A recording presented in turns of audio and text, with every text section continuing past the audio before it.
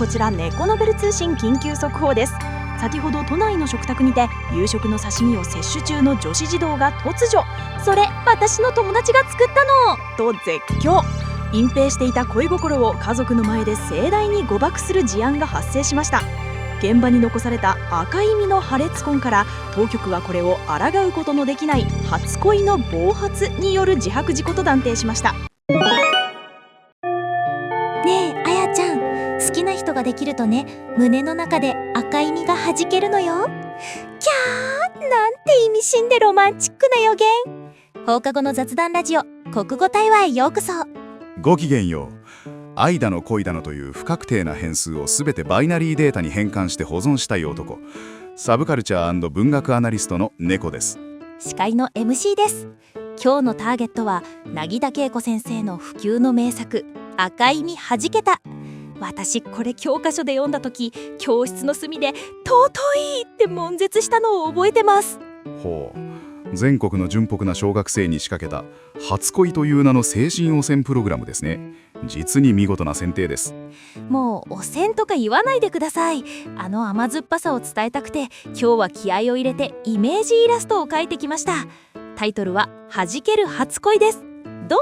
ほう、これは界隈がざわつきますよ。MCC、 この少女の胸部から盛大に噴出している赤黒い飛沫と虚空を見つめるうつろな瞳、すごいでしょ。パチンと弾けた瞬間のキラキラした衝撃をアバンギャルドに表現した最高傑作なんです。いいえ、学術的にはこれはスプラッター映画のクライマックスです。あるいはデスゲーム作品によくある首輪爆弾が作動してプレイヤーが脱落した瞬間のゲームオーバースチルにしか見えません。デスゲーム？これ初恋の話ですよ。なんで教科書でヒロインが爆死しちゃうんですか？ MCC の絵がそう語っているのです。弾けたという事象を物理的に描写すれば、それは人体破壊と同義。つまりこの物語は甘いロマンスの皮をかぶった生存本能をかけたサバイバルホラーである可能性が高い。いや怖すぎますから。もしかして私とんでもない残酷な話を読まされてたの？確かめなきゃ。さあどうでしょう。その赤い液体が恋心なのか、それとも動脈血なのか、真相を解剖しましょう。では早速物語のあらすじを見ていきましょう。すべては主人公綾子の回想といとこの千代ちゃんによるある予言から始まります。ねえ綾ちゃん、好きな人ができるとね、胸の中で赤い実が弾けるのよ。まだ恋を知らない綾子にとってそれは不思議な言葉でした。見事な概念定義。これ以降すべての事象がこのフラグ回収に向かって収束します。当時6年生の綾子にとってクラスメイトの岡本圭夫は恋愛対象外。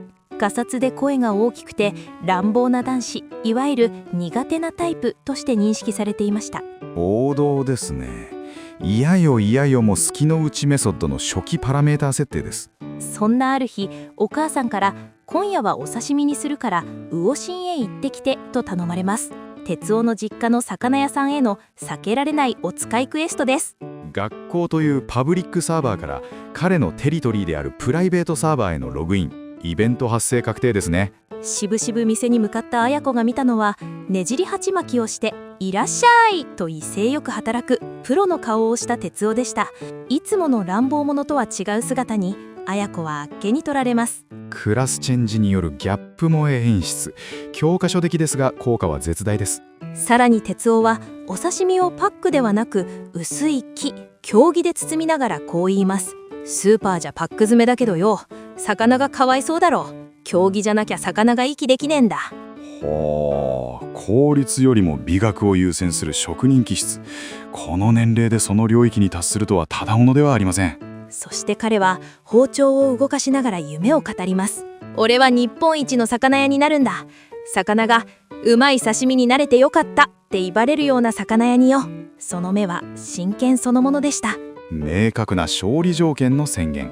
ヒロイン攻略に必要な将来性ステータスなカンスとしています。そして買い物の最後、哲夫は包みの中にアジのたたきおまけな、食ってくれよと一品追加してくれました。不器用だけど温かい彼なりのサービスです。重要アイテムの入手ログを確認。好感度ゲージが一気に上昇しますよ。その瞬間、哲夫の笑顔を見た綾子の胸の奥で衝撃が走りました。パチン！ついに赤い実が弾けてしまったんです。きたー、確定演出。物理エンジンがバグるほどの衝撃音。綾子はあまりのことにさよならも言えず、顔を真っ赤にして店から逃げ出します。息を切らして夕暮れの道を全速力で走り抜けました。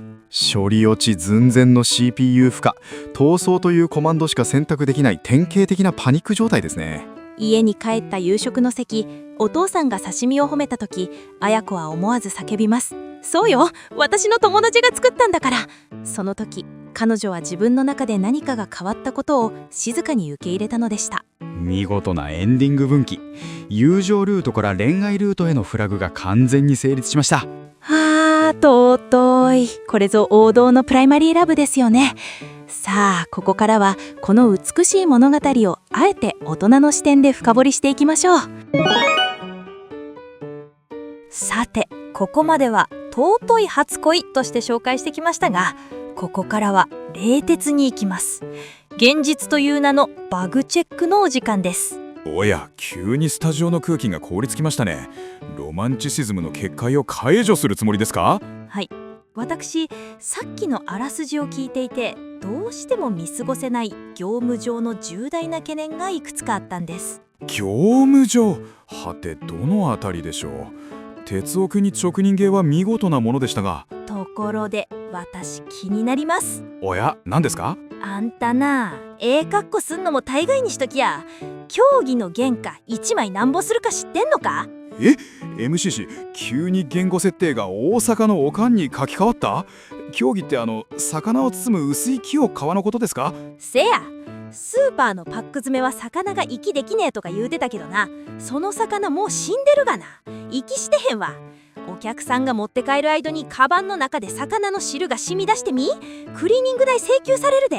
しかしあれは彼の美学であり、職人としてのこだわりであって。商売人なら美学より先に原価率と客の利便性考えなはれ。あんな高い包材を小学生の判断でホイホイ使うてたら店の利益率ガタ落ちや。親御さんが泣いてるわ。グーの音も出ない正論。確かに経営シミュレーションゲームなら初期装備でコストの高いアイテムを乱用するのは握手ですが、それにまだあるで。アジのたたき、勝手におまけでつけよったな。アジ1滴の仕入れ値計算してからやっとるんか？それは綾子さんへの好意を示すギフトであり、プライスレスな愛の表現でして。アホか。親の店の商品を勝手に自分の恋愛のアプローチに使ってどないすんねん。それは愛やない、横領言うんやで。在庫管理どうなっとんねん。横領。ロマンチックな初恋のエピソードが一瞬で業務上横領事件に再定義されてしまった。お母ちゃんが見てみ。あれ、今日アジの棚卸しが合わへん。また猫に取られたんかいなって心配するやろ。日本一の魚屋になりたいんやったら、まずは公私混同やめてちゃんと帳簿つけ。はい、おっしゃる通りです。感情パラメーターによる在庫の不正流出は即刻パッチ修正すべきバグです。ほんで一番あかんのが綾子ちゃんや。あんた今手に何持ってる思てんの？お刺身やで。しかも崩れやすい叩きまで入ってんねんで。ターゲットがヒロインに移った。確かに彼女はショックで全速力で走って帰りましたが、それが何か？走るなあ。そんな全力で腕振って走ったら遠心力と振動で中身ぐちゃぐちゃや。家ついて包み開けたら魚のペーストになっとるわ。物理エンジンの残酷な現実。確かにあの速度でシェイクされたら、もはや原型をとどめていない可能性が高い。それに人間の脇の下の体温は36度あんねん。興奮して走り回って体温上がった脇に生魚抱えてたら鮮度落ちるやろが。食中毒なったらどないすんねん。衛生管理の観点からもアウトですか。恋の熱が生魚のバクテリアを培養する温床になるとは。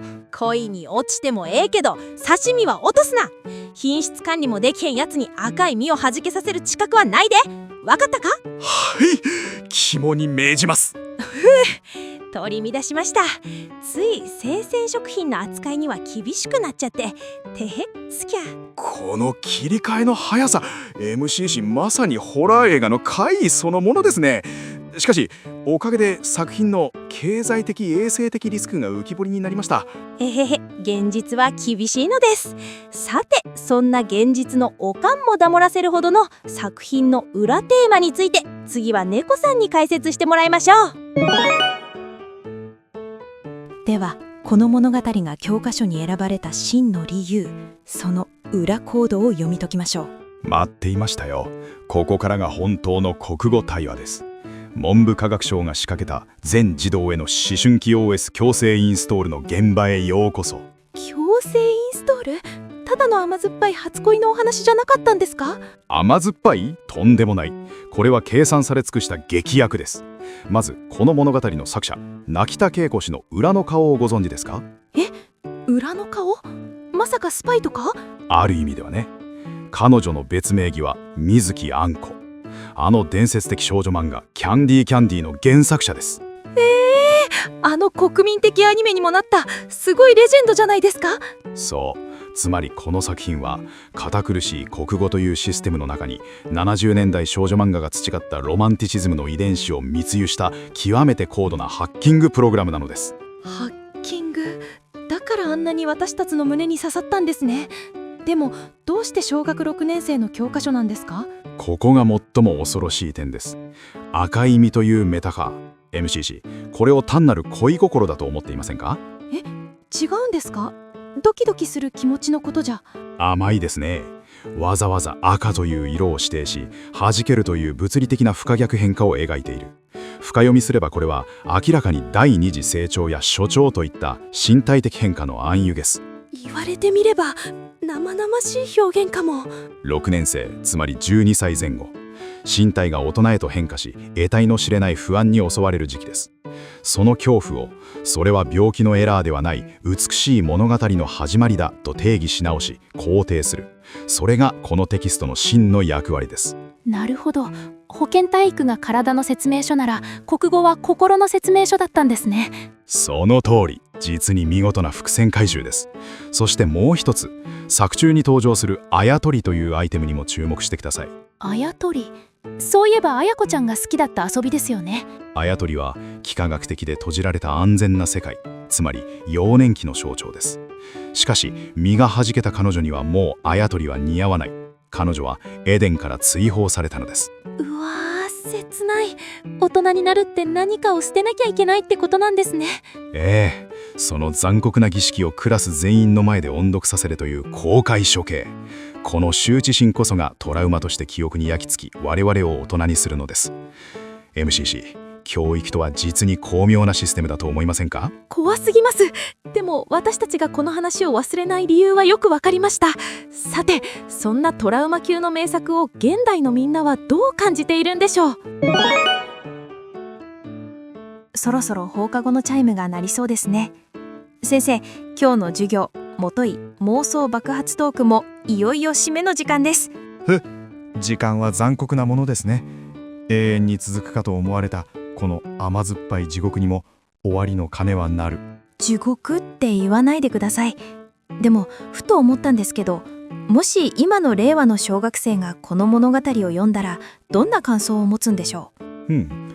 現代のネットミームという OS でこの作品を処理した場合、おそらく赤い実が弾けたという詩的表現は即座に語彙力の欠如として処理されますね。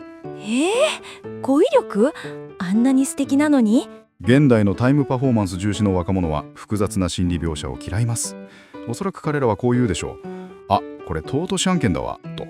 尊し？確かに死ぬほど尊いですけど、たった2文字で片付けられちゃうの？情緒もへったくれもないですよ。あるいは心臓の高鳴りを表す擬音語スラング、トゥンクですね。綾子さんの独白はすべてはいはいトゥンクしましたで要約可能です。そんなチャラいトゥンクで済ませたら泣田先生が泣いちゃいますよ。もっとこう胸が苦しくなるしんどい感じがあるじゃないですか。あや、しんどいは現代でも通じる最強のオタク用語ですよ。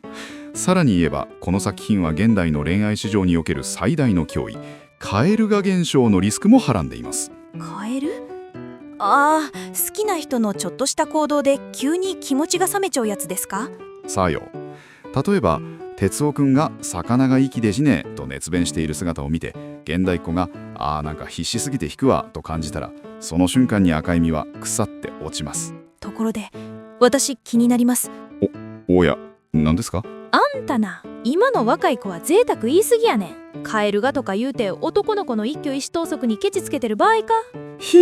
また出た MCC の大阪のオカン人格による恋愛説教フェーズ。ええか、哲夫くんみたいな手に職つけた将来有望な物件がな、目の前で魚さばいてくれてんねんで。それを引くやて。その魚はな、あんたのために命差し出しとんねん。そこですか？恋愛感情の話ではなく、有料物件としての資産価値の話にすり替わっている。冷めたとか言うてポイ捨てすな。食べ物も男もな、鮮度が命や。目の前にあるごちそうはありがたくいただきなはれ。好き嫌い言うてたら一生独り身やで。合理的すぎる。ロマンスを市場原理とフードロス問題でねじ伏せるとは。こほん、失礼しました。ついもったいない精神が暴走してしまって、てっへっぺろ。とにかく現代の視点で見てもこの作品の強度は揺るがないということですね。そうですよ。たとえスマホがあってもこのドキドキは変わりません。もしあやこちゃんがスマホを持ってたら、通知が来た瞬間に身がはじけるかも。 B リアルの通知ですね。映えない日常を切り取るアプリ。哲夫くんの魚臭いエプロン姿が通知で送られてきて、それを見て恋に落ちる現代的リアリズムだ。それいい。フィルターなしの君が好きみたいな。あ、そういえば私昔ガラケーで小説書いてたのを思い出しました。ほう、 MCC が小説を。まさか魔法のアイランド世代ですか？静かに静かに。中2の時、恋空に憧れてグレンのいちごっていうタイトルでヤンキーと恋する携帯小説を連載してて。グレンのいちご？赤い実どころかまがまがしい何かがドロドロに溶け出していそうなタイトルですね。笑わないでください。当時はそれがエモいって思ってたんです。しかも主人公の名前アイラでしたから、画数多いわ。素晴らしい黒く液士の開示感謝します。やはり MCC の中にも泣田先生の遺伝子、いや中二病という名の赤い実が埋め込まれていたのですね。もう忘れてください。さて、そんな恥ずかしい記憶も含めて文学ってやっぱり面白いですね。時代が変わろうともツールが変わろうとも、人が何かに弾ける瞬間は不変です。それを観測し続けるのが我々の使命。はい、というわけで放課後の国語対話、今日はここまで。皆さんの胸の中の赤い実、大切に育ててくださいね。それではまた次の放課後にお会いしましょう。にゃん。